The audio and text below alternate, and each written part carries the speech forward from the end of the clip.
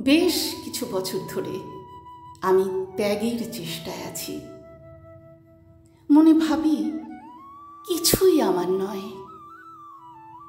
পরের জায়গা, পরের জমিন ঘর বানাইয়া আমি রই, আমি তো সেই ঘরের মালিক নই। পরের জায়গা, পরের জমিন ঘর বানাইয়া আমি রই, আমি তো সেই ঘরের মালিক নই। বেশ চলতে থাকে দিন নিরাসক্ত, কিন্তু যেই না জং ধরা গেট খুলে ওই সাদা একতলা বাড়িটায় ঢুকি, যার টিনের চাল একদা লাল ছিল, যার দরজা জানালা ছাই রঙা, অমনি অমনি আমার মন পুরো বদলে যায়। সে গাইতে থাকে, ये तेरा घर ये मेरा घर ये घर बहुत हसीन है, ये तेरा घर ये मेरा घर ये घर बहुत हसीन है।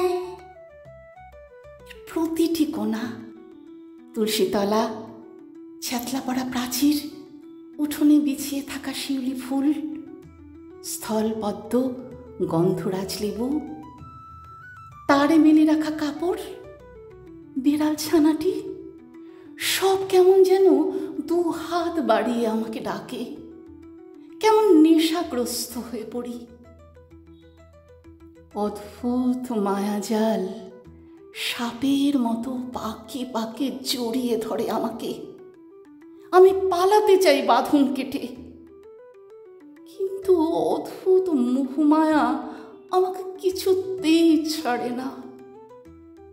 খুব কষ্ট, কিন্তু কি গভীর সুখ, কি করে বোঝাই।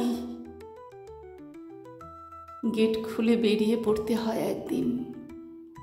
গাড়িতে বসে যতক্ষণ পেছন ফিরে দেখা যায়, দেখি মা হাত নাড়াচ্ছেন। গভীর রাতে স্বপ্ন দেখি একদিন আমি থাকবো না, হয়তো বাড়িটাও কিংবা অন্য কারোর বাড়ি হয়ে যাবে। বুকটা কেমন ব্যথা করে ওঠে, দু চোখের কোণায় জল, একটা হার্টবিট মিস।